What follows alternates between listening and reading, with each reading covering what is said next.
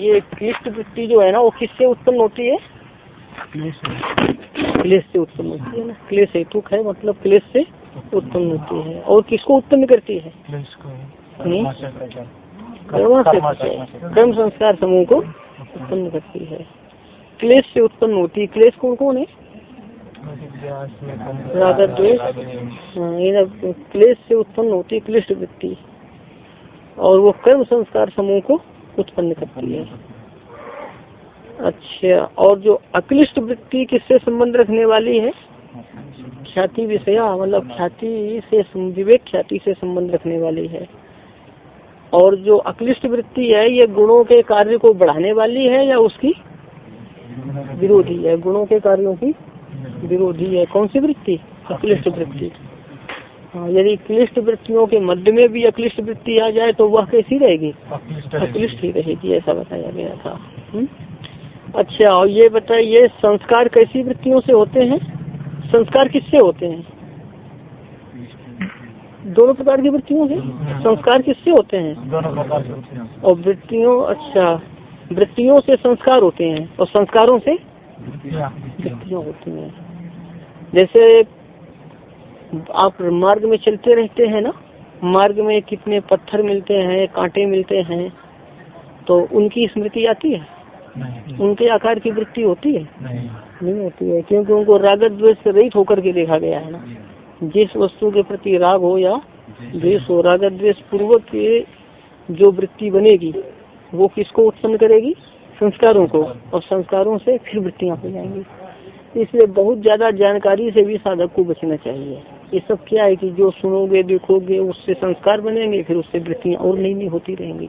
तो ये साधक को सबसे बचना चाहिए, कोई मतलब ही नहीं रखना चाहिए संसार से। संस्कारों से वृत्तियाँ और वृत्तियों से संस्कार है। और ये वृत्ति और संस्कार का चित्त चक्र चलता रहता है हमेशा। और जब चित्त कृतकृत्य कब होता है? जब भोग और मोक्ष, जब भोग हो जाए, भोग तो मिलता है अनादि काल से, जब विवेक ख्याति हो जाएगी तो क्या हो जाएगा? चित्त अवस्थिता अधिकार हो जाएगा, समाप्त भी अधिकार वाला हो जाएगा है। तभी वो कैसे रहता है? आत्मकल्पेन।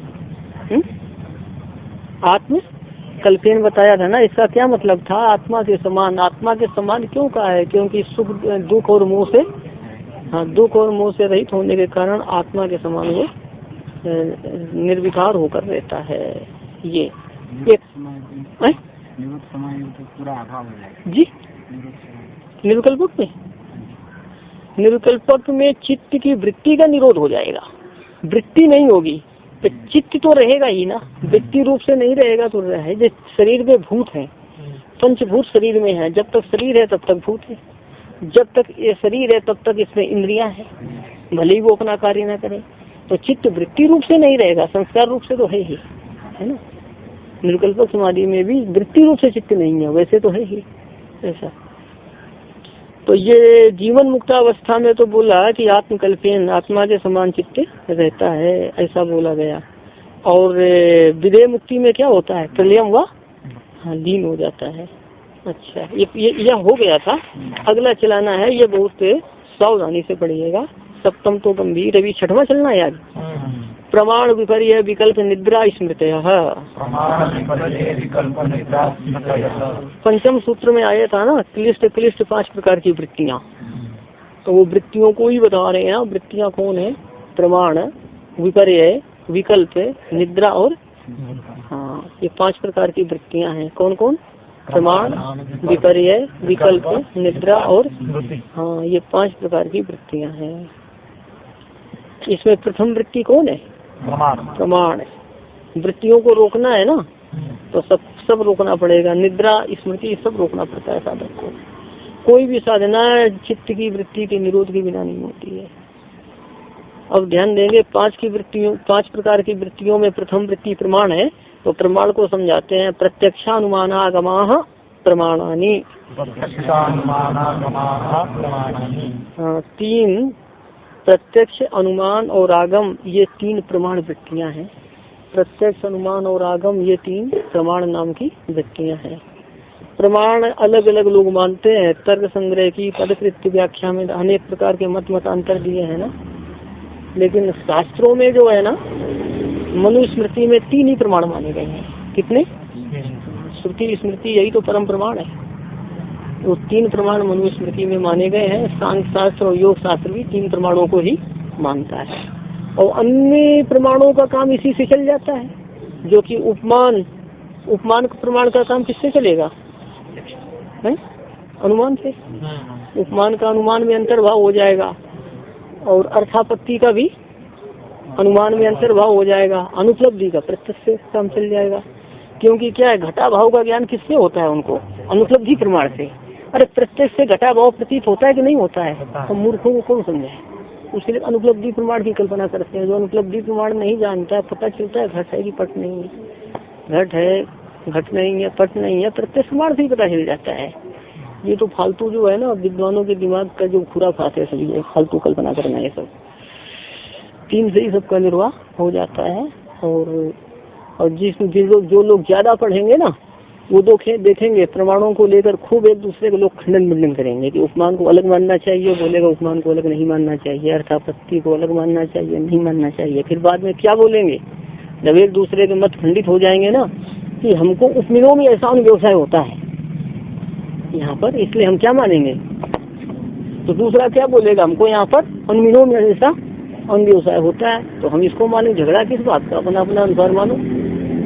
एक पागल लोगों का कुछ भी नहीं रखा है इनके विवादों में। सब कट जाएंगे ना तर्क, तो बोले हमको ऐसी अनुभूति है, हमारा ऐसा व्यवसाय, इसलिए हम ऐसा मान लेंगे। दूसरा वो तो विपरीत कहेगा, भाई हमको ऐसी अनुभूति में ऐसा मानेंगे। तो तर्क युक्तियाँ सबका कहीं भाड़ में, कुछ नहीं इनमें दम है। प्रमाणों को लेकर झगड़ा, इसमें कोई दम नहीं है, बेकार का है। तत्व पर हमेशा विचार करना चाहिए, प्रमेय विषय पर।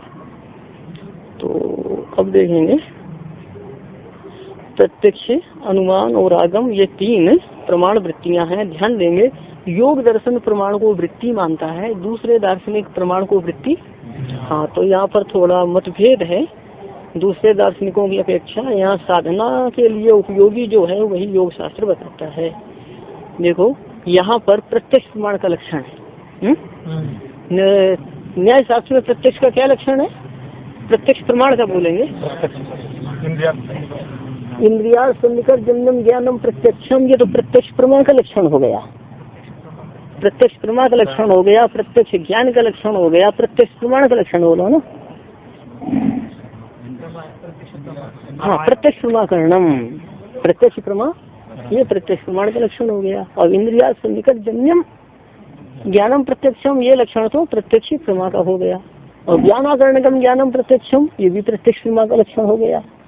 ऐसा प्रत्यक्ष शब्द का प्रयोग 3 के लिए है, प्रमाण के लिए, प्रमा के लिए और विषय के लिए है। जैसे कि ये विषय कैसा है आपके लिए? प्रत्यक्ष कौन है? विषय। तो विषय को आप प्रत्यक्ष कह रहे हैं, इसका ज्ञान हो रहा है ना, इसका ज्ञान अनुमिति ज्ञान है या उपमिति ज्ञान है? प्रत्यक्ष ज्ञान है ना। इस वस्तु का ज्ञान क्या है? प्रत्यक्ष ज्ञान है। तो यहाँ प्रत्यक्ष किसे कहा जा रहा है? ज्ञान को। और प्रत्यक्ष ज्ञान के विषय को भी क्या कहते हैं? प्रत्यक्ष कहते हैं। और ये प्रत्यक्ष, इस वस्तु का प्रत्यक्ष ज्ञान किससे हो रहा है? आपको चक्षु से हो रहा है। तो फिर प्रत्यक्ष प्रमाण क्या है यहाँ पे? चक्षु, इंद्रिया ही प्रत्यक्ष प्रमाण है। प्रत्यक्ष प्रमाण क्या है? हाँ, न्याय वैशेषिक दर्शन के अनुसार इंद्रिया ही प्रत्यक्ष प्रमाण है। तो प्रत्यक्ष शब्द का प्रयोग प्रमाण के लिए हो गया, प्रमा के लिए हो गया और विषय के लिए हो गया, है ना। प्रत्यक्ष प्रमाण से जन्य जो ज्ञान होगा वो क्या होगा? प्रत्यक्ष ज्ञान। प्रत्यक्ष प्रमाण से जन्य ज्ञान और उसका विषय प्रत्यक्ष। तो यहाँ प्रमाण और प्रमाण, प्रमा और विषय के लिए एक ही शब्द का प्रयोग होता है। और अनुमान प्रमाण है और उससे जन्य प्रमा को क्या कहेंगे? अनुमिति। और उसके विषय को अनुमेय। अलग अलग शब्द हो गए ना, प्रमाण हो गया अनुमान और उससे जन्य प्रमा हो गई अनुमिति और उसका विषय क्या हो गया? अनुमेय। अलग अलग हो गया ना। और जब शब्द बोध होता है ना तो शब्द हो गया प्रमाण और उससे जन्य प्रमा क्या होगी? शब्द बोध या शाब्दी प्रमा है। और विषय शब्द ज्ञान का विषय यही कहेंगे और अलग से कोई शब्द नहीं है। अनुमेय जैसा यहाँ कोई शब्द नहीं है। हाँ, शब्द ज्ञान का विषय। अब तो यहाँ देखेंगे न्याय वैशेषिक दर्शन के अनुसार प्रत्यक्ष ज्ञान, आत्मा तो नैयायिक वैशेषिक के मत में भी विभू है। और जो अंतःकरण कौन है? मन। मन क्या है? आपका अणु परिमाण है। मन कैसा है? अणु परिमाण है न्याय वैशेषिक दर्शन के अनुसार। तो अणु परिमाण वाला जो मन है वो जीवन काल में शरीर से बाहर नहीं जाता है ना। सूक्ष्म शरीर की कल्पना जैसे सांख्य योग दर्शन में है, वेदांत में है, वैसी न्याय वैशेषिक दर्शन में नहीं है। वहाँ तो मन से ही सभी कार्य का निर्वाह होता है कि मरने के बाद कौन जाता है, मन जाता है, अंतःकरण जाता है, मन में ही संस्कार वगैरह सब रहते हैं, मतलब उसके मन जाता है, ये समझ लेना इतना ही। वहाँ सूक्ष्म शरीर की कल्पना न्याय वैशेषिक शास्त्र में नहीं है, सबका निर्वाह होता है मन से, मन आता जाता है एक योनि से दूसरी योनि में ऐसा। तो मन अणु परिमाण है, वो जीवन काल में शरीर से बाहर नहीं निकलता है, और यदि जीवन काल में शरीर से बाहर निकल जाए तो वो शरीर कैसा हो जाएगा, निर्जीव हो जाएगा। कैसा हो जाएगा? तो जब घट ज्ञान पट ज्ञान ये होते हैं इस तो कोई मन बाहर जाता है न्याय वैशेषिक के अनुसार? नहीं जाता है। होता क्या है कि जो आत्मा और मन का संयोग होता है, आत्मा और मन का संयोग होता है, और मन का संयोग होता है चक्षु के द्वारा, और चक्षु इंद्री तेजस है, तो न्याय सिद्धांत के अनुसार भी तेजस चक्षु इंद्री बाहर जाती है। तो सूर्य की किरणें यहाँ आती है ना, ताज का प्रकाश जाता है तो इसकी तेजस किरणें बाहर जाती हैं, किरणों के द्वारा चक्षु को जाना कहा जाता है ना। तो यहाँ पर अंतःकरण तो अणु परिमाण है, तो जो अत्यंत अणु वस्तु है, और न्याय वैशेषिक सिद्धांत के अनुसार अणु का मतलब होता है निर्वय, अणु का क्या होता है, लेकिन दूसरे दार्शनिकों के अनुसार सर्वत्र अणु का अर्थ निर्वय नहीं है, सर्वत्र कहीं कहीं है। तो यहाँ अणु का अर्थ निर्वय है, तो ये तो शरीर के बाहर जाएगा ही नहीं, फिर उसका कोई परिणाम होगा क्या किसी विषय के आकार का? नहीं। तो आत्मा मन का संयोग हुआ, मन का संयोग जब चक्षु के साथ हुआ, चक्षु घट देश में गया तो घटाकार हुआ, ये नहीं कह सकते हैं। तो चक्षु घट देश में जा करके क्या हुआ, चक्षु के घट देश में जाने पर क्या हुआ कि घट का प्रकाश हुआ, घट का भूत हुआ, घट को जाना गया। किसने जाना? आत्मा ने। आत्मा ही ज्ञाता बनता है। कौन ज्ञाता बनता है? ज्ञानाधिकरणम आत्मा। ज्ञान का अधिकरण कौन है? आत्मा। आत्मा ही प्रकाशित करता है, जड़ वस्तु प्रकाशित नहीं करती, आत्मा ही ज्ञाता बनता है। तो क्या है कि आत्मा मन का संयोग, मन घट स्थान में गया तो क्या हुआ, फिर इस प्रकार आत्मा मन का संयोग, मन का चक्षु से संयोग, चक्षु का घट विषय से संयोग होने पर किसका ज्ञान हुआ? घट ज्ञान हुआ। किसका ज्ञान हुआ? ये किसकी प्रक्रिया हुई? नैयायिकों की। और जब यहाँ पर त्वचा से ज्ञान होता है ना, आत्मा मन का संयोग, मन का संयोग त्वग इंद्री से, त्वग इंद्री से फिर शीत उष्ण स्पर्श का ज्ञान तथा स्पर्शवान घटादी पदार्थों का भी ज्ञान होता है। त्वग इंद्री क्या है कि गुण और गुणी दोनों को विषय करती है, स्पर्श और स्पर्शवान पदार्थ दोनों को ही त्वक से जाना जाता है। तो ऐसी प्रक्रिया है किसकी? नैयायिकों की। अब सांख्य योग की प्रक्रिया देखेंगे तो ये समझ लेना कि हमने उस दिन बताया भी था, ये सांख्य योग की प्रक्रिया इसमें क्या है कि मन का मध्यम परिमाण माना गया है अंतःकरण का। कैसा परिणाम? मध्यम परिमाण, परिणाम नहीं परिमाण है, कि अंतःकरण का मध्यम परिमाण माना गया है। इसलिए क्या है कि वो शरीर से जब बाहर निकलता है तो शरीर के निर्जीव होने का प्रसंग नहीं है, अंदर रहते हुए बाहर चला जाता है। और मध्यम परिमाण होने के कारण वो विषय के आकार से आकारित भी हो जाता है, विषय के आकार का हो जाता है। हमने उस दिन बताया था जैसे सरोवरस्थ जल है, तो सरोवरस्थ जल के समान क्या है कि देह में स्थित अंतःकरण, देह में स्थित अंतःकरण। और सरोवरस्थ जल जैसे जाता है खेत में, तो ये देह में विद्यमान ये अंतःकरण किस में जाता है? फिर विषय में जाता है। और सरोवरस्थ जल किसके द्वारा जाता है? नाली के द्वारा जाता है। और अंतःकरण जाता है किसके द्वारा? चक्षुवादी इंद्रियों के द्वारा जाता है। तो जैसे कि वो सरोवर का जल नाली के द्वारा खेत में जाकर खेत के आकार का हो जाता है। खेत यदि त्रिकोण है तो अंतःकरण भी त्रिकोणा हो गया, खेत चतुष्कोण है तो अंतःकरण भी चतुष्कोण हो गया। खेत के आकार से आकारित हो जाता है कौन? जल। कौन? जल। हाँ, खेत के आकार से आकारित हो जाता है। तो ये अंतःकरण है जो आत्मा के आश्रित अंतःकरण है ना, देह में चेतन आत्मा है ना, और चेतन आत्मा के आश्रित कौन है? अंतःकरण है। तो चेतन आत्मा के संबंध होने के कारण, ये चेतन आत्मा की सन्निधि होने के कारण ही अंतःकरण विषय रेस में जाता है, नहीं जड़ होने से कुछ नहीं कर सकता है। तो चेतन आत्मा से सन्निधान अंतःकरण का है। अंतःकरण क्या है कि चक्षु इंद्री के द्वारा विषय देश में जाता है। चक्षु इंद्री तेजस होने से ये भी विषय देश में जाती है। इंद्री भी जाएगी, इंद्री के द्वारा अंतःकरण भी जाएगा। तो घट देश में जाकर के अंतःकरण कैसा हो जाएगा? घटाकार। घटाकार किसका परिणाम हुआ? तो अंतःकरण का घटाकार परिणाम ही क्या है? वृत्ति। अंतःकरण के घटाकार परिणाम को ही क्या कहेंगे? वृत्ति, घटाकार वृत्ति।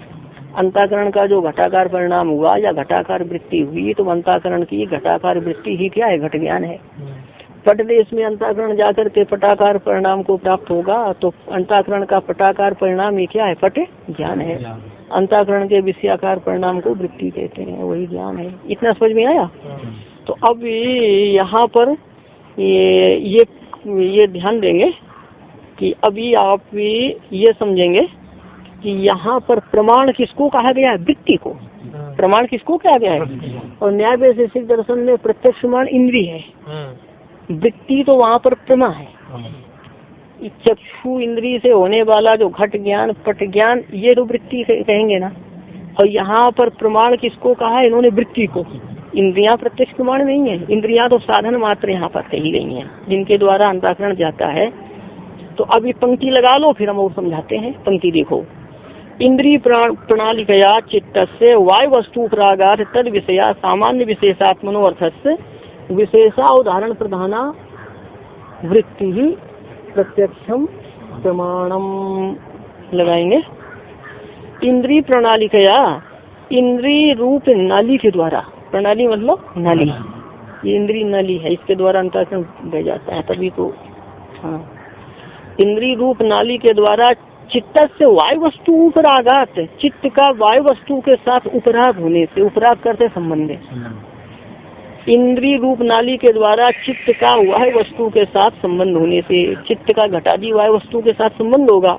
तो तद विषया, तद विषया ये जो है वृत्ति का विशेषण है। तद विषया मतलब वायु वस्तु को विषय करने वाली कौन? वृत्ति। तद विषया किसका विशेषण है? हाँ, कि हाँ, वायु वस्तु विषया मतलब वायु वस्तु को विषय करने वाली, वायु वस्तु को विषय करने वाली कौन? वृत्ति। वायु वस्तु को विषय करने वाली वृत्ति या वायु वस्तु को प्रकाशित करने वाली वृत्ति। वृत्ति ही प्रकाश करती है विषय का, विषय का प्रकाश कौन करती है? हाँ, कि वायु वस्तु को विषय करने वाली कौन? वृत्ति। अभी और देखेंगे जो वृत्ति है ना, तो कुछ और उसके पहले शब्दों को देखेंगे। सामान्य विशेषात्मनो अर्थस्य, सामान्य विशेषात्मना अर्थस्य, सामान्य तथा विशेष स्वभाव वाले। आत्मा शब्द यहाँ स्वरूप या धर्म का वाचक है। सामान्य, अच्छा, सामान्य विशेष शब्द धर्म के वाचक है ना, तो सामान्य विशेष रूप आत्मा स्वरूप अर्थ का बोधक ले सकते हैं कि सामान्य और विशेष शब्द किसके वाचक हो गए? धर्म के। तो सामान्य आत्मा और विशेष आत्मा, सामान्य रूप धर्म और विशेष रूप धर्म, ऐसा लग जाएगा।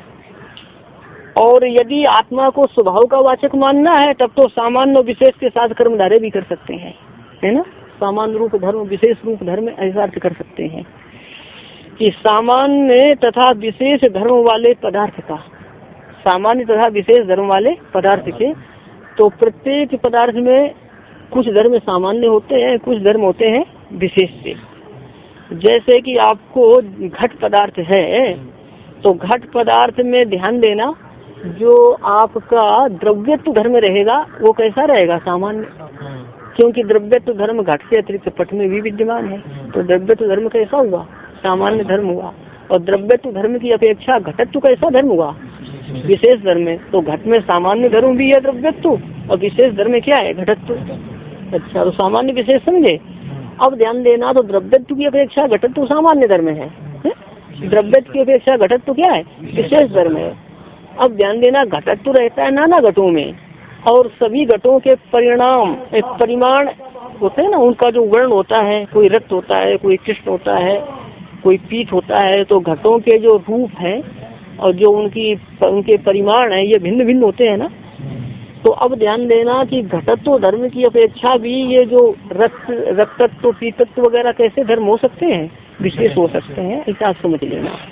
सामान्य तथा विशेष धर्म वाले पदार्थ के विशेषा उदाहरण प्रधाना, की प्रधानता विशेष अंश को विषय करने वाली, क्या कहेंगे? प्रधानता या प्रधानता विशेष धर्म को विषय करने वाली वृत्ति प्रत्यक्ष प्रमाण है। प्रधानता विशेष धर्म को विषय करने वाली या प्रधानता विशेष धर्म का बोध कराने वाली, क्या कहेंगे, प्रधानता विशेष धर्म का बोध कराने वाली, प्रधानता विशेष धर्म का निश्चय करने वाली वृत्ति प्रत्यक्ष प्रमाण कही जाती है।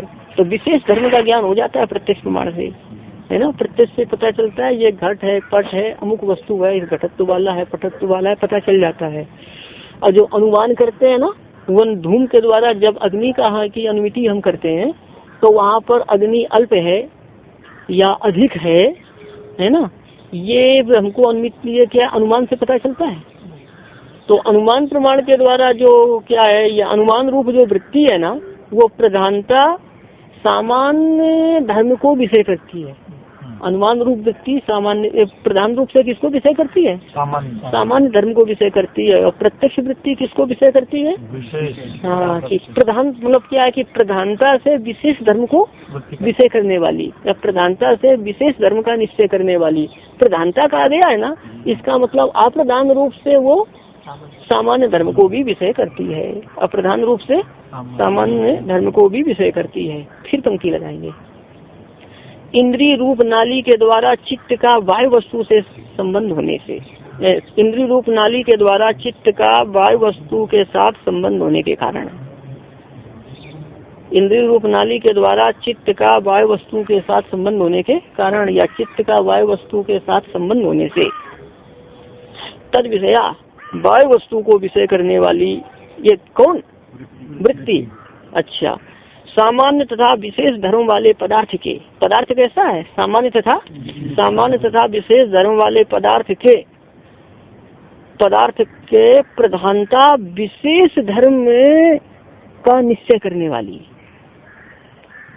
प्रधानता विशेष धर्म का निश्चय करने वाली। प्रधानता विशेष धर्म किसका, पदार्थ का। सामान्य तथा विशेष धर्म वाले पदार्थ के प्रधान रूप से विशेष धर्म का निश्चय करने वाली या विषय करने वाली वृत्ति ही प्रत्यक्ष प्रमाण कही जाती है। ये वृत्ति क्या कही जाती है, हाँ, यहाँ पर वृत्ति के दो विशेषण है, कौन, विशेषा उदाहरण प्रधाना और तद विषया तद। अब वो अर्थस्य का विशेषण है क्या, सामान्य विशेषात्मना, है ना। तो ये वृत्ति क्या है, आपकी प्रत्यक्ष प्रमाण है। तो अब आप ध्यान देंगे कि जो अंतःकरण चक्षु के द्वारा घट देश में जाकर के घटाकार हो गया, तो अंतःकरण की जो घटाकार वृत्ति है वही तो घट ज्ञान है, वही क्या है, तो ये घट ज्ञान है। तो ये जो घट ज्ञान है ये यहाँ पर क्या है, प्रत्यक्ष प्रमाण है। योग दर्शन के अनुसार क्या, ये प्रत्यक्ष ये प्रमाण नहीं कहा, इसको तो प्रमाण कहा है इस ज्ञान को। तो एक बार फिर देखेंगे, इंद्रिय रूप नाली के द्वारा चित्त का वायु वस्तु के साथ संबंध होने के कारण, वायु वस्तु मान लो घट है, उसके साथ संबंध हो गया, तो घट को विषय करने वाली क्या है, चित्त की घटाकार वृत्ति, घट ज्ञान घट को विषय करता है। सामान्य तथा विशेष धर्म वाले पदार्थ के प्रधानता से विशेष धर्म को विषय करने वाली वृत्ति प्रत्यक्ष प्रमाण कही जाती है। तो जो चित्त की घटाकार वृत्ति हुई, मतलब जो घट ज्ञान हुआ, तो इस घट ज्ञान को क्या कहेंगे आप, प्रत्यक्ष प्रमाण। और पट ज्ञान को क्या कहेंगे, हाँ, तो जिसको न्याय वैशेषिक दर्शन में प्रमा कहते हैं, प्रमा में भी क्या, व्यवसाय ज्ञान। अयम घटा, इस प्रकार घट ज्ञान हुआ, अयम पटा, इस प्रकार क्या हुआ, पट ज्ञान। तो प्रथम होने वाले ज्ञान को न्याय वैशेषिक शास्त्र में कहा जाता है व्यवसाय ज्ञान। अयम घटा, इस बार घट ज्ञान हुआ, और घट ज्ञान के बाद में फिर कैसा होता है, घट ज्ञानवान, इसको क्या कहते हैं, वो अनुव्यवसाय कहते हैं। पट ज्ञानवान हम इसको अनुव्यवसाय। अनुव्यवसाय दो प्रकार से अनुव्यवसाय को व्यक्त किया जाता है, घट ज्ञानवान हम अथवा मया घटा ज्ञाता, मया घटा, इस प्रकार भी अनुव्यवसाय को व्यक्त करते हैं। तो जिसको न्याय वैशेषिक सिद्धांत में व्यवसाय ज्ञान कहा जाता है, उसको यहाँ पर क्या कहा जाता है, प्रमाण। क्या कहा जाता है, प्रमाण कहा जाता है। प्रमाण एक क्या, चित्त की वृत्ति है, तभी तो इसका भी निरोध करना है, तभी इसका आया समझ में। तो प्रमाण तो आपने समझ लिया, लेकिन अब ये समझना चाहेंगे कि प्रमा फिर क्या है। तो घट ज्ञान पट ज्ञान दूसरे दार्शनिकों के यहाँ तो क्या है, वो प्रमा है, और घट ज्ञान पट ज्ञान इनके यहाँ तो हो गए प्रमाण। तो प्रमा क्या है, तो प्रमा को ये समझाते हैं। सांख्य और योग दर्शनों में बहुत समता है, और ये देखेंगे वाचस्पति मिश्र का जो तत्व कौमुदी है ना, वो मूल से वो अलग भागती है, सांख्य तत्व कौमुदी की, वो हर जगह सांख्य योग प्रक्रिया से हट के चलता है, थोड़ा कहीं कहीं चलता है, वो इसका समर्थन नहीं करती बात मिश्र की तत्व कौमुदी, जबकि इसके अनुरूप होना चाहिए, तो उसका स्वभाव है थोड़ा अलग चलता है। अब देखेंगे यहाँ पर फलम अविशिष्ट पौरुषेय चित्तवृत्ति बोध, फलम अविशिष्ट पौरुषेय चित्तवृत्ति बोध, फलम फलम से लेना प्रमाण से फलम, प्रमाण का फल है। जैसे न्याय वैशेषिक सिद्धांत में चक्षु इंद्रिय प्रमाण है ना, तो उसका फल क्या है? प्रत्यक्ष ज्ञान, घट ज्ञान, पट ज्ञान, ये क्या है? उसके फल है। और यहाँ पर क्या है कि जब वृत्ति प्रत्यक्ष प्रमाण होगी ना, घट ज्ञान पट ज्ञान, तो यहाँ पर फलम, कैसे फलम? प्रमाण से फलम। तो प्रमाण का फल क्या है? तो बोलते हैं बोधा, चित्तवृत्ति बोधा लिखा है ना, प्रमाण का फल है ज्ञान या प्रमा, प्रमाण से ज्ञान होता है ना, तो प्रमाण का फल है बोधा, प्रमाण का फल क्या है? ज्ञान। बोधा करते ज्ञान। अब ध्यान देना, अब ये ज्ञान किसमें होता है? तो कहते हैं पौरुषेया, पुरुष को होने वाला, पुरुष निष्ठ। पौरुषेया करते पुरुष निष्ठा, कि पुरुष में होने वाला जो ज्ञान है ये क्या है? कि प्रमाण का फल है। पुरुष में होने वाला ज्ञान क्या है? प्रमाण का फल है। बाद में आ सकता?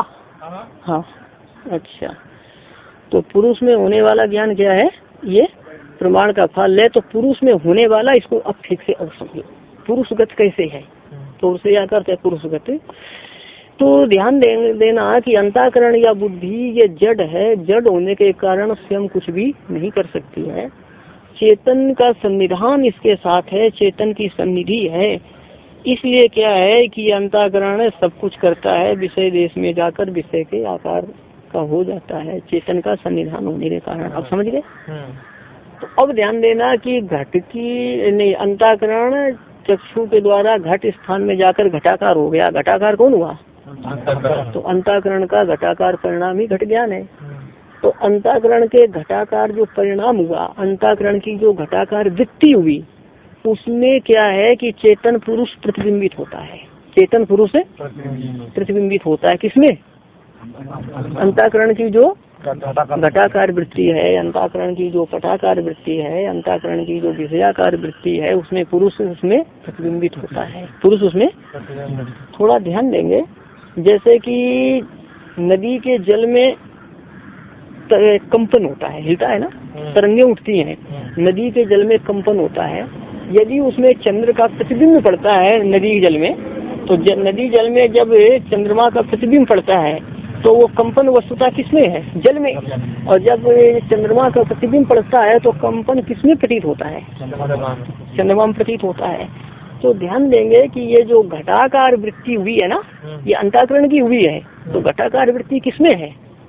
अंतःकरण में है। अंतःकरण की वृत्ति अंतःकरण में है, लेकिन घटाकार अंतःकरण की वृत्ति में पुरुष प्रतिबिंबित है। प्रतिबिंबित कौन है? तो फिर जो पुरुष का प्रतिबिंब पड़ रहा है उस वृत्ति में, इसलिए वो जो है ना वृत्ति अंतःकरण में प्रतिबिंब किसका पड़ रहा है? पुरुष का। इसलिए जो है वो वृत्ति वो किसमें प्रतीत होगी? अंतःकरण की तो वृत्ति है और अंतःकरण में प्रतिबिंबित पुरुष है। वृत्ति वस्तुता अंतःकरण की है, वृत्ति वस्तुता, पर अंतःकरण में पुरुष का प्रतिबिंब है, इसलिए वो वृत्ति किसमें प्रतीत होगी? हाँ, अंतःकरण में पुरुष का प्रतिबिंब है, इसलिए वृत्ति किसमें प्रतीत होगी? तो फिर घट ज्ञान ही, घट ज्ञान या घटाकार अंतःकरण का परिणाम घट ज्ञान किसमें है? वस्तुता। और पुरुष का प्रतिबिंब होने के कारण किसमें प्रतीत होगा? पुरुष में। तो फिर क्या मालूम होता है? घट ज्ञानवान अहम, घट ज्ञानवान, घट ज्ञान वाला मैं हूँ। अहम कौन है? वहाँ प्रतिबिंबित पुरुष। अहम कौन है? प्रतिबिंबित पुरुष है। बात है समझ में? तो ये जो घट ज्ञान जो प्रमाण है ना, उसका फल क्या है? बोध। उसका फल क्या है? किस प्रकार बोध है? घट ज्ञानवान अहम, ऐसा बोध। अब इस पंक्ति को लगाइए, पौरुषेया बोधा, पुरुष निष्ठ बोध। तो पुरुष से यहाँ पर अभी क्या ले रहे हैं? पुरुष का प्रतिबिंब, पुरुष का प्रतिबिंबित पुरुष समझ लेना। क्या? पुरुष का प्रतिबिंब या प्रतिबिंबित पुरुष। तो प्रतिबिंबित पुरुष में होने वाला बोध। अब ये घट ज्ञानवान अहम, घट ज्ञानवान अहम, इस प्रकार किसका बोध होता है? घट के ज्ञान का। ध्यान देना, अयम घटा, इस प्रकार किसका बोध होता है? घट का। अयम घटा इस प्रकार किसका बोध होता है। और घट ज्ञानवान अहम इस प्रकार किसका बोध होता है, घट के ज्ञान का, घट के ज्ञान का। तो ये जो बोध है ना, किसका बोध हुआ, घट के ज्ञान का। और घट का ज्ञान क्या है, चित्त की वृत्ति है। घट का ज्ञान क्या है, तो घट के ज्ञान का बोध कहिए अथवा कहिए चित्त की वृत्ति का बोध। तो पौरुषेया करते पुरुष निष्ठ, पुरुष में होने वाला बोध, किसका बोध, चित्त की वृत्ति का बोध।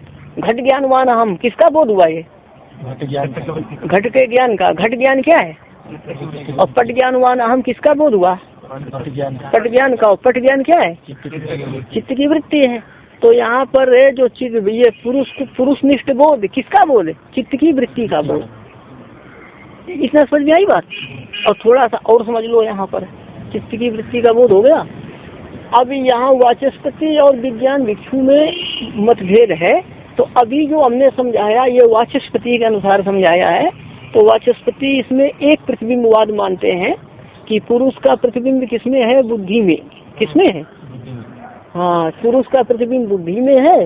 इसलिए जो है ना, बुद्धि की वृत्ति है किसमें, बुद्धि में। अंतर बुद्धि की वृत्ति है किसमें, बुद्धि में। और बुद्धि में प्रतिबिंब है पुरुष का, इसलिए बुद्धि की वृत्ति किसमें प्रतीत हो जाती है, पुरुष में। बात आती समझ में। अब या इसमें विज्ञान भिक्षु का थोड़ा मतभेद है। मतलब जितनी प्रक्रिया हमने बताई ये तत्व वैसार्धिकार वाचस्पति के अनुसार है, और विज्ञान भिक्षु इतना मानते हैं।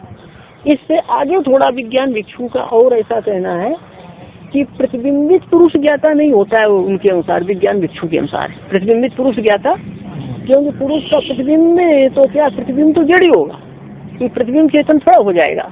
चेतन का प्रतिबिंब चेतन नहीं होगा, चेतन का प्रतिबिंब चेतन, इसलिए चेतन पुरुष ज्ञाता, ये प्रतिबिंबित पुरुष ज्ञाता नहीं हो सकता है, क्योंकि चेतन का प्रतिबिंब चेतन नहीं होगा, जड़ ही होगा, वो ज्ञाता नहीं होगा। तो ज्ञाता कौन है, तो ऐसा ध्यान देना। अभी एक तो पुरुष का प्रतिबिंब किसमें था, बुद्धि में। अब विज्ञान भिक्षु के अनुसार अब ध्यान देना कि विषय के आकार में परिणत जो बुद्धि वृत्ति है, घट के आकार में परिणत जो बुद्धि वृत्ति है, जिसको कि घटाकार पटाकार बुद्धि वृत्ति है, तो विषय के आकार में परिणत जो बुद्धि की वृत्ति है, अंतःकरण की वृत्ति है, तो इसका फिर प्रतिबिंब पड़ता है पुरुष में। किसमें पड़ता है, हमारी बात को समझेंगे। पहले हमने बताया था कि चित्त की वृत्ति विषय देश में जाकर विषयाकार हो गई, घटाकार पटाकार वृत्ति हो गई। घटाकार वृत्ति ही क्या है, घट ज्ञान है। तो घटाकार वृत्ति वाली कौन होगी, बुद्धि। तो घटाकार वृत्ति वाली कौन होगी, बुद्धि। तो ये विज्ञान भिक्षु का कहना है कि घटाकार वृत्ति वाली जो बुद्धि है, इस बुद्धि का फिर एक प्रतिबिंब किसमें पड़ेगा, पुरुष में। किसमें पड़ेगा, पुरुष में। तो घटाकार वृत्ति वाली है तो वस्तुता बुद्धि, और इसका प्रतिबिंब किसमें पड़ा, पुरुष में। तो पुरुष क्या महसूस करेगा, घट ज्ञानवान अहम। घट ज्ञान है तो बुद्धि में, और उसका प्रतिबिंब किसमें पड़ा, पुरुष में। तो पुरुष क्या अनुभव करेगा, घट ज्ञानवान अहम। तो यहाँ पर विज्ञान भिक्षु के अनुसार ज्ञाता कौन, प्रतिबिंबित पुरुष नहीं है, बल्कि पुरुष ज्ञाता है, बिंब पुरुष ज्ञाता है। ज्ञाता कौन है, लेकिन ध्यान देना वो ज्ञाता कैसे हो रहा है, बुद्धि उपाधि के कारण ही ज्ञाता हो रहा है। विज्ञान भिक्षु के अनुसार भी जो ज्ञातृत्व है वो बुद्धि उपाधि के कारण ही उसका आ रहा है। बात समझ में आई। इसलिए कोई ऐसा विकारी की कोई दोष नहीं है, उपाधि आ रही है ना। तो एक प्रतिबिंबवाद किसका कहा जाता है, वाचस्पति का, और द्विप्रतिबिंबवाद किसका कहा जाता है, विज्ञान भिक्षु का कहा जाता है। हरिहरानंद नारायण के अनुसार प्रतिबिंब प्रतिबिंब जैसी घटना नहीं है, उनका संविधान होने से पुरुष ज्ञाता बनता है, ये भास्वतीकार कहते हैं। अच्छा, संविधान होने से ऐसा ज्ञाता बनता है, ये भास्वतीकार कहते हैं। तो अब यहाँ पर ध्यान देना, तो दोनों के मत में चित्त की वृत्ति का बोध, पौरुषेय बोधा मतलब पुरुषगत बोध, वाचस्पति के अनुसार प्रतिबिंबित पुरुषगत बोध, और यहाँ पर विज्ञान भिक्षु के अनुसार प्रतिबिंबित पुरुष नहीं है, पुरुषगत बोध है ना। अच्छा, पुरुषगत बोध, बोध किसका, चित्त की वृत्ति का बोध है। तो फलम का अर्थ है, प्रमाण का फल है पुरुष निष्ठ चित्त की वृत्ति का बोध। पुरुष निष्ठ कैसे, जैसे चंद्रमा में जो जल की तरंग चंद्रनिष्ठ जैसे कही जाए, वैसे ही क्या है कि बुद्धि की वृत्ति किसमें, पुरुषगत है ना। अच्छा, हाँ, पुरुषगत क्या है। अच्छा, तो पुरुषगत क्या है, बोध। किसका बोध, चित्त की वृत्ति का। वो अपने में मानता है ना ऐसा। अपने में मानकर उसको प्रकाशित करता है। तो बोध, चित्त की वृत्ति का बोध पुरुषगत। अच्छा, अब ध्यान देना, एक शब्द यहाँ पर है अविशिष्टा। प्रमाण का फल है पुरुषनिष्ठ चित्त की वृत्ति का बोध। पुरुषगत बोध है, किसका बोध? चित्त की वृत्ति का बोध। और एक शब्द इसमें और है अविशिष्टा। अविशिष्टा का अर्थ है बुद्धि की वृत्ति के समान। अविशिष्टा का क्या अर्थ है? बुद्धि की वृत्ति के, हाँ, बुद्धि वृत्ति है समाना, बुद्धि की वृत्ति के समान। अब ध्यान देना, तो बुद्धि की वृत्ति के समान कैसे? कि बुद्धि की वृत्ति जब घटाकार है तब बोध कैसा होगा? घट ज्ञानवान अहम। और जब क्या है कि बुद्धि की वृत्ति पटाकार है तब कैसा बोध होगा? पट ज्ञानवान अहम। बात है समझ में? तो इस पंक्ति का कैसा अर्थ होगा? प्रमाण का फल बुद्धि वृत्ति के समान नहीं, प्रमाण का फल पुरुषनिष्ठ चित्त वृत्ति का बोध है और वह बुद्धि की वृत्ति के समान है। प्रमाण का फल पुरुषनिष्ठ चित्त की वृत्ति का बोध है और वो क्या है? बुद्धि की वृत्ति के समान है। कौन? वो फल। फल जो है ना, बुद्धि की वृत्ति के समान है। बुद्धि की वृत्ति जब घटाकार होगी या घट ज्ञान रूप होगी तब कैसा बोध होगा? घट ज्ञानवान अहम।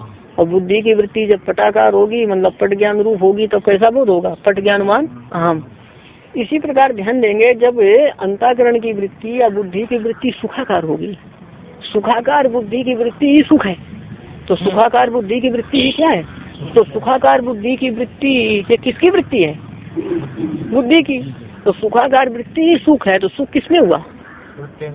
बुद्धि में। और दुखाकार बुद्धि की वृत्ति ही दुख है, तो दुख किसमें हुआ?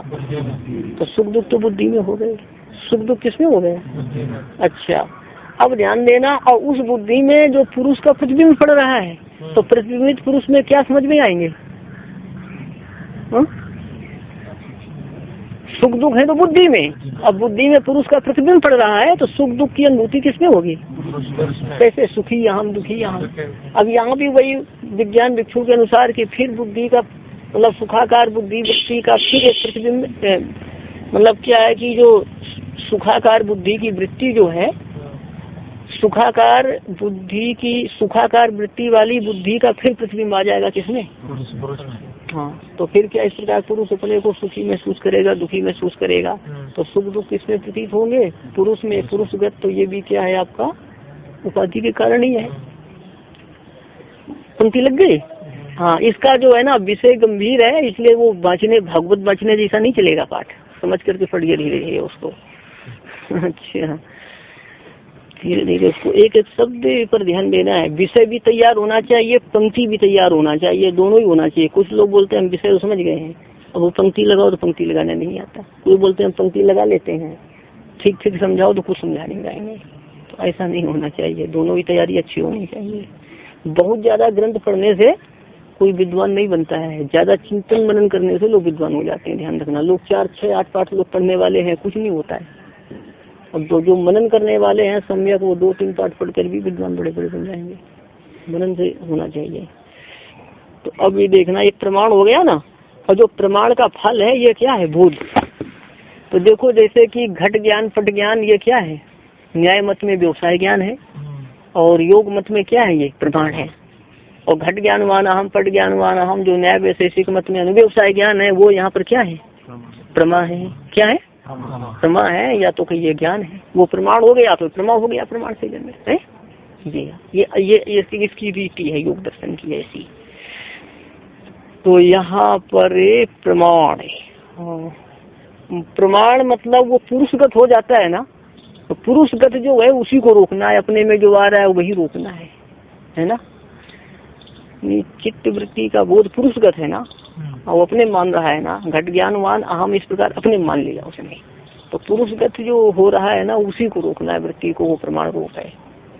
और जो प्रमा रूप है ना, अच्छा, इससे प्रमा होती है। घट ज्ञानवान अहम पट ज्ञानवान अहम, ये क्या हुआ? प्रमाण हुआ ना। ठीक है, आप मनन करेंगे, यदि कोई असुविधा हो तो पूछेंगे, ठीक है, फिर पूछेंगे, यदि कोई असुविधा लगे तो आप पूछ लेना हमसे। देखेंगे, बुद्धे प्रति संवेदी पुरुष, बुद्धि का प्रति संवेदी पुरुष है। ये शब्द पहले भी आया लग रहा है। बुद्धि का तो बुद्धि और अंतःकरण एक ही है, यहाँ पर एक ही अर्थों में चलेगा, ध्यान देना। बुद्धि का प्रति संवेदी पुरुष है, इसका अर्थ हो जाएगा बुद्धि का बोधा पुरुष है, बुद्धि को जानने वाला पुरुष है, बुद्धि का साक्षी पुरुष है, ऐसा समझेंगे। या तो कहेंगे कि बुद्धि को जानने वाला पुरुष या बुद्धि के वृत्ति को जानने वाला पुरुष है, किसको? या प्रति संवेदी है ना। हाँ, तो प्रति संवेदी इसीलिए कहते हैं कि बुद्धि के बाद फिर पुरुष में प्रतीत होता है संवेदन, कि बुद्धि की वृत्ति को जानने वाला पुरुष है। इति उपरिष्टाद उपपादयिष्यामा, ऐसा आगे चलकर प्रतिपादन करेंगे। कहाँ? 2:20 में। कहाँ करेंगे? 2, 17, 18, 19, 20 सब इसी अभिप्राय के सूत्र हैं। 2:20 में ये बात बताएंगे कि बुद्धि का प्रति संवेदी पुरुष है। ये व्यास भाष्य 2:20 में आएगा। तो ये बात प्रत्यक्ष प्रमाण और प्रत्यक्ष प्रमाण समझ गए हैं, ये समझ लेना। अब इसमें आ रहा है अनुमान प्रमाण आ रहा है, इतना पढ़ जाइए नाथ जी। पहले दिन का पढ़े थे? नहीं, वो भी बचो पहले दिन वाला।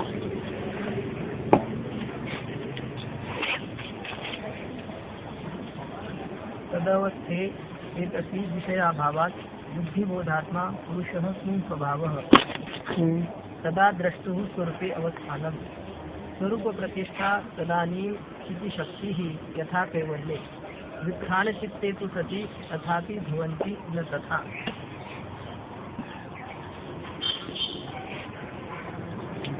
हो गया?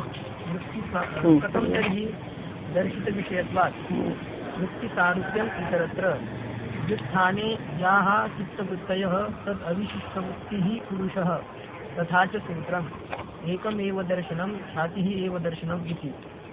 चित्तम् अयस्कान्तमनिकल्पं सन्निधिमात्रोपकारी दृश्यत्वेन स्वं भवति पुरुषस्य स्वामिनः।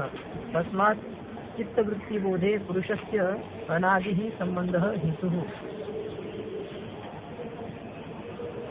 ताः पुनर्निरोधत्या बहुत्वे सति चित्तस्य वृत्तयः पञ्चतयः क्लिष्टाः क्लेशहेतुकाः कर्मशयप्रचयभूताः क्लिष्टाः ख्यातिविषयाः गुणाधिकारविरोधिन्यः अक्लिष्टाः क्लिष्टप्रवाहपतिताः अपि अक्लिष्टाः क्लिष्टछिद्रेषु अपि अक्लिष्टाः भवन्ति।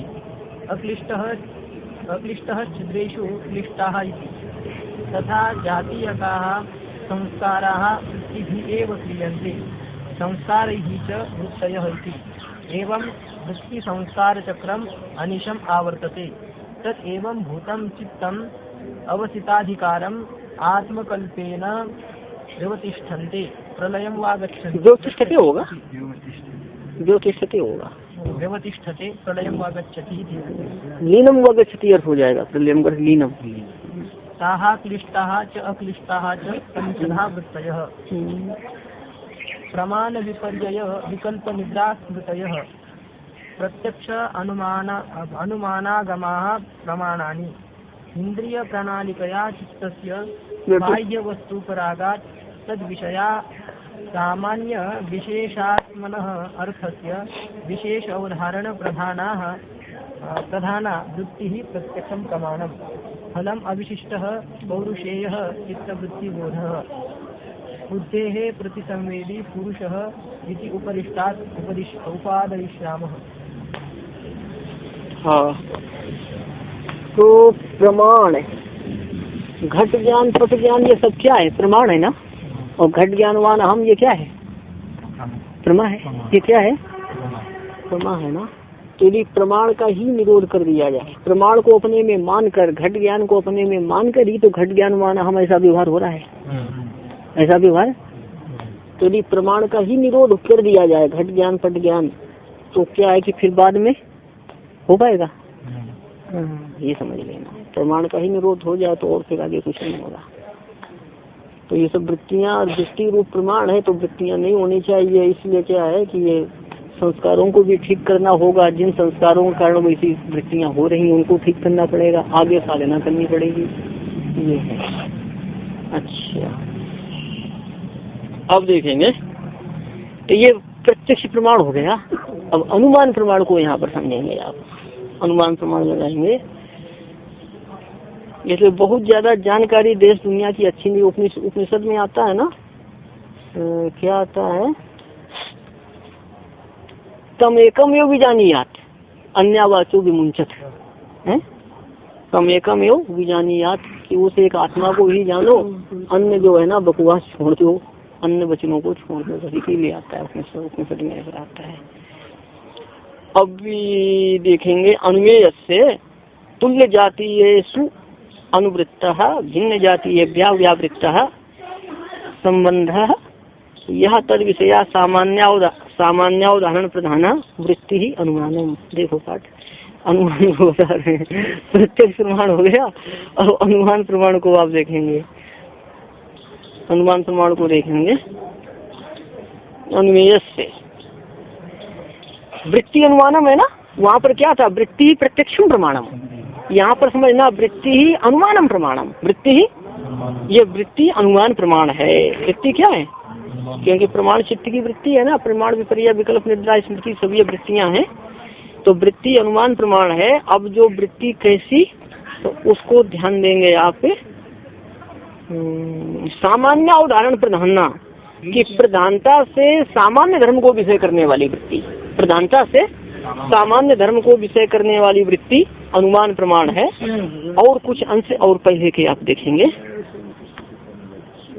यहाँ पर क्या है कि वहाँ पर इंद्रिय प्राणी के पहले प्रत्यक्ष प्रमाण में क्या था, इंद्रिय रूप नालिका के द्वारा चित्त का वाय वस्तु के साथ संबंध होता था। हम जिस वस्तु की अनुमिति करते हैं, जैसे जिस बंदी की अनुमिति करते हैं, वो इंद्रिय सन्निकर्ष होता है क्या?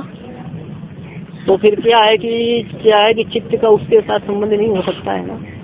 तो यहाँ लगाएंगे अनुमेय से, ध्यान देंगे अनुमान प्रमाण से जिसको हम जानते हैं, या अनुमिति से, अनुमिति का जो विषय होता है उसे क्या कहते हैं, अनुमेय। जैसे पर्वत में धूम को देखकर जिस अग्नि का ज्ञान होता है उस अग्नि को प्रत्यक्ष कहेंगे, क्या कहेंगे, अनुमेय। क्या कहेंगे, अनुमेय कहेंगे ना। तो अनुमेय से कि अनुमेय पदार्थ के तुल्य जातीय अनुवृत्तः, अनुमेय पदार्थ के तुल्य जाति वाले में रहने वाला, अनुमेय पदार्थ के तुल्य जाति वाला समझेंगे। जैसे ध्यान देना पर्वता वहनीमान धूमात महानस्वत है ना, कि देखो जिस व्यक्ति ने रसोई घर में धूम और अग्नि को साथ साथ देखा है, वो व्यक्ति क्या समझता है, धूम और अग्नि साथ साथ रहते हैं, अच्छी प्रकार जानता है कि जहाँ धूम रहता है वहाँ अग्नि रहती है, अच्छी प्रकार जानता है। तो दृष्टांत क्या है उसके लिए, रसोई घर। हाँ, महानस का अर्थ होता है रसोई घर। अब देखेंगे महानस का अर्थ ही वही है, रसोई घर है ना, पाकशाला। रंधनगिरी, रंधन कहते हैं मराठी में, संस्कृत शब्द है रांधना। रांधना हिंदी में भी रांधना शब्द है, संस्कृत में रंधन शब्द है ना, बंगाली में भी रंधन को बोलते हैं। रंधन, रंधनगिरी में कोई देखा है कि धूम और अग्नि साथ साथ रहते हैं। फिर पर्वत पर यदि कोई धूम को देखता है तो फिर उसको किसका ज्ञान हो जाता है, पर्वत पर धूम को देखने से किसका ज्ञान होता है, अग्नि का ज्ञान होता है। किसको, जो व्यक्ति पहले से जानता है धूम और अग्नि साथ साथ रहते हैं। तो धूम और अग्नि का साथ साथ रहना ये क्या है, व्याप्ति है। तो जिसको व्याप्ति ज्ञान है, तो ध्यान देंगे यहाँ जिन्होंने कुछ न्याय शास्त्र पढ़ा है तो सब जानते हैं पर्वत पक्ष है, अग्नि साध्य है, धूम क्या है, हेतु है, और महानस क्या है, दृष्टांत है ना। तो जब ये अनुमिति करना होता है तो पहले हेतु और साध्य की अनुमिति किसमें देखते हैं, दृष्टांत में। हेतु और साध्य की अनुमिति को देखते हैं दृष्टांत में, और फिर पक्ष में हेतु के रहने से साध्य की अनुमिति हो जाती है। हेतु है धूम और अग्नि क्या है, साध्य। यत्र हेतु यत्र धूमा तत्र अग्नि ही। तो हेतु और साध्य को कहाँ देखा, मानस में, दृष्टांत में दोनों मिल गए। फिर हेतु धूम किसमें मिला, पर्वत में, तो वहाँ पर किसकी अनुमिति हो जाएगी, अग्नि साध्य की अनुमिति हो जाती है। यही है ना प्रक्रिया। तो ध्यान देंगे यहाँ अनुमेय कौन हो गया, अग्नि। अनुमेय कौन हुआ, और उसके तुल्य जाति वाला हो गया सपक्ष। तुल्य जाति वाला कौन हुआ, ध्यान देना, सपक्ष साध्य का जिसमें पहले से, जिसमें साध्य का निश्चय हो उसे क्या कहते हैं, सपक्ष। तो पर्वत में अग्नि की अनुमिति के पहले अग्नि का निश्चय किसमें है, मानस में। रंधनगिरी में तो रंधनगिरी क्या हो गया, सपक्ष हो गया, सपक्ष हो गया ना। अब ध्यान देना, तो साध्य क्या है, अग्नि। अग्नि साध्य का जिसमें निश्चय है या अनुमेय का जिसमें निश्चय है वो क्या हो गया, सपक्ष।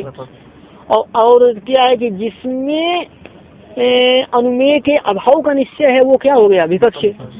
तो अनुमेय अग्नि के अभाव का निश्चय किसमें है? जल हृदय में, जल में, सरोवर में। तो सरोवर जल क्या बन गया? विपक्षी। तो साध्य किसमें रहेगा? सपक्ष में रहेगा और विपक्ष में नहीं रहेगा। अब पंक्ति लगाना। अनुमेय के, अच्छा, अनुमेय के सजातीय, तुल्य जाति कर सजातीय, अनुमेय के सजातीय सपक्ष में रहने वाला, तुल्य जाति येसु का अर्थ हो जाएगा सजातीय सपक्ष। अनुमेय के सजातीय सपक्ष में रहने वाला, सपक्ष में ध्यान देना, यहाँ रहने वाला से आपको लेना है जिसके द्वारा अनुमिति करते हैं। सपक्ष में दोनों रहते हैं। कौन? साध्य और हेतु दोनों रहते हैं ना। साध्य का निश्चय होने के कारण सपक्ष कहा जाता है, साध्य का निश्चय होने के कारण, लेकिन उस सपक्ष में साध्य और हेतु दोनों रहते हैं ना। तो ध्यान देना कि अनुमेय के सजातीय, अनुमेय के तुल, अनुमेय के सजातीय सपक्ष में रहने वाला कौन? हेतु। कौन? हेतु। रहते दोनों है पर यहाँ हेतु को लेना है। अनुमेय के सजातीय सपक्ष में रहने वाला तथा भिन्न जाति का अर्थ है विजाति। विजाति कौन हुआ? विपक्ष। विपक्ष में व्यावृत्ता, व्यावृत्ता का अर्थ न रहने वाला कौन? हेतु। यहाँ संबंधा है ना, तो संबंधा का अर्थ यहाँ पर संबंधवान। तत्वैसारदी में संबंध का अर्थ यहाँ संबंधवान बताया है। तो मतलब संबंधवान का मतलब संबंधी, संबंधी से यहाँ पे लेना हेतु। कौन लेना है? हेतु। संबंध का अर्थ संबंधवान है यहाँ पर, मतवर्थी इस प्रत्यय समझेंगे। तो इसका अर्थ होगा कि अनुमेय के सजातीय सपक्ष में रहने वाला कौन? हेतु। संबंधा से संबंधवान हेतु लेना है। अनुमेय के सजातीय सपक्ष में रहने वाला तथा विजाति, विजाति विपक्ष में न रहने वाला हेतु। यह संबंधा है ना कि विजाति विपक्ष में न रहने वाला, यह संबंधा का अर्थ जो हेतु, जो और तद विषया है ना। और तद विषया का अर्थ लिख लीजिए आप। तद विषया, तद से क्या लेना है? यहाँ पे संबंध लेना है ना। संबंध का क्या अर्थ होगा? हेतु। तो तद विषया का अर्थ है यहाँ पर तद निबंधना या हेतु निबंधना। ये भास्वती में ऐसा अर्थ किया है। यहाँ पर क्या है? तद विषया का अर्थ क्या हो गया? हेतु विषया, या तो हेतु निबंधना या हेतु मूलक। क्या अर्थ हो जाएगा? हाँ, हेतु मूलक या हेतु से जन्य। हेतु से जन्य। हेतु कौन हुआ? धूम। जो भी हेतु होगा ना, तो हेतु से जन्य वृत्ति। हेतु से जन्य, पर्वत में धूम को देख करके जो वृत्ति होती है ना, उस वृत्ति को क्या कहते हैं? अनुमान, है ना। तो ध्यान देना कि तद विषया का अर्थ है कि तन्मूलक है, मतलब उससे होने वाली हेतु को, विषय हेतु से जन्य वृत्ति को क्या कहते हैं? अनुमान है। हेतु से जन्य, तद विषया का अर्थ हुआ हेतु निबंधना या हेतु मूलक या हेतु से जन्य वृत्ति को कहते हैं अनुमान। इतना लगा समझ में? और वो कैसी होती है वृत्ति की? प्रधानता से सामान्य धर्म को विषय करने वाली। प्रधानता से, हाँ, मतलब वो क्या है? अग्नि जो है ना, अल्प है या अधिक है, किस काष्ठ की से जन्य अग्नि है, ऐसा सब अनुमान से पता चलेगा। हाँ, तो वो प्रधानता सामान्य धर्म को विषय करती है। विशेष धर्म में तो सामने जाने पर ही पता चलेगा, है ना, कि अधिक है या कम है। एक बार और देखेंगे। अनुमान के सजातीय सपक्ष में रहने वाला कौन? रहने वाला हेतु, संबंध है ना। और विजाति में न रहने वाला कौन? हेतु। कि अनुमेय के सजातीय सपक्ष में रहने वाला तथा विजाति विपक्ष में न रहने वाला जो हेतु, उसको विषय करने वाली या उससे जन्य, उस हेतु से, हाँ, तदमूलक उस हेतु से जन्य प्रधानता से सामान्य धर्म को विषय करने वाली चित्त की वृत्ति अनुमान प्रमाण है। चित्त की वृत्ति क्या है? यहाँ भी ध्यान देना।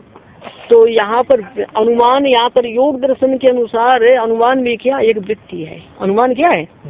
सांख्य योग दर्शन में देखेंगे व्याप्ति ज्ञान, दो पक्ष है ना।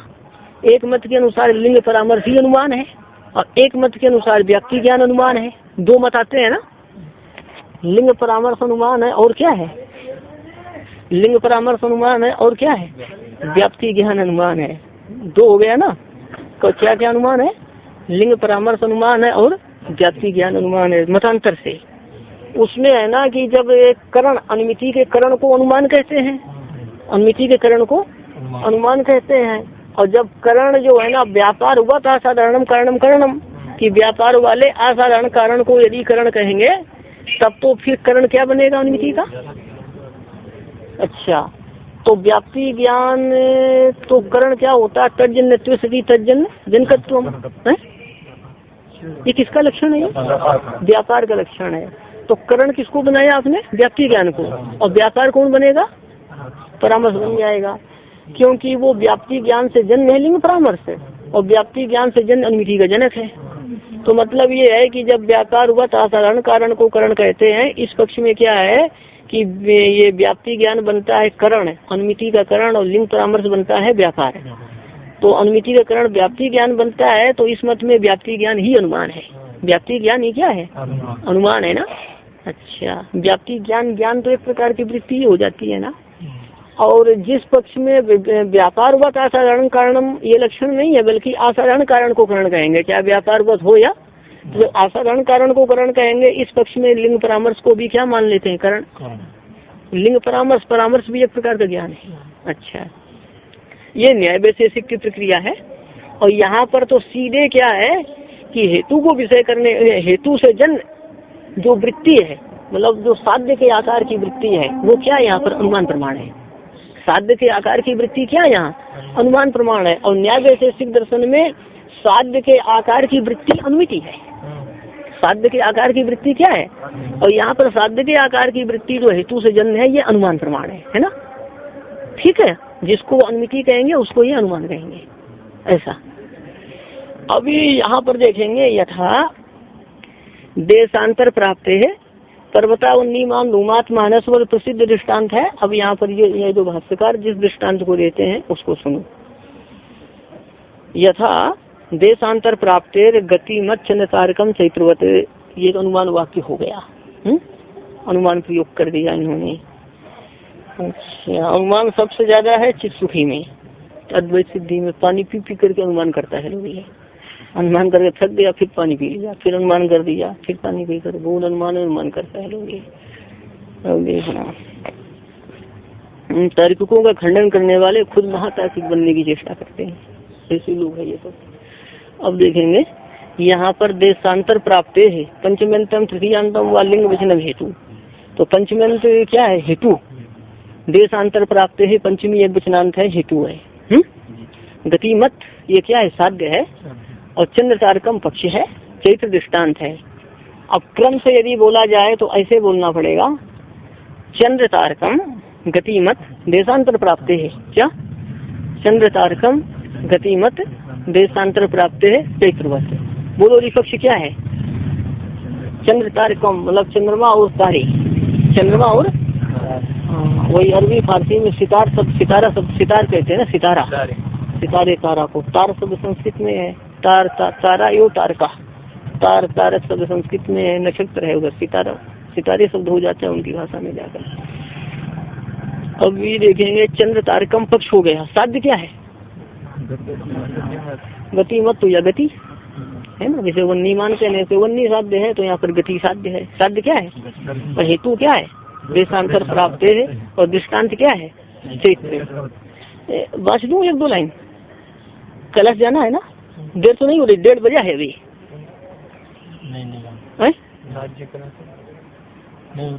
दिनकरी नहीं है कह रहे हैं आज, देख तुमको पहले बोलना चाहिए, लेट कर दिया, कैसे 1:30 से ज्यादा हो गया।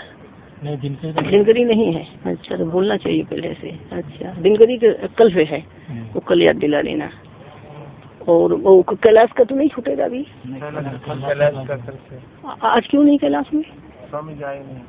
अच्छा, हम सोचे कोई दग्ध दुतिया होती तो यहाँ भी पहले से बताना चाहिए था, इसलिए मैंने पूछा आपसे।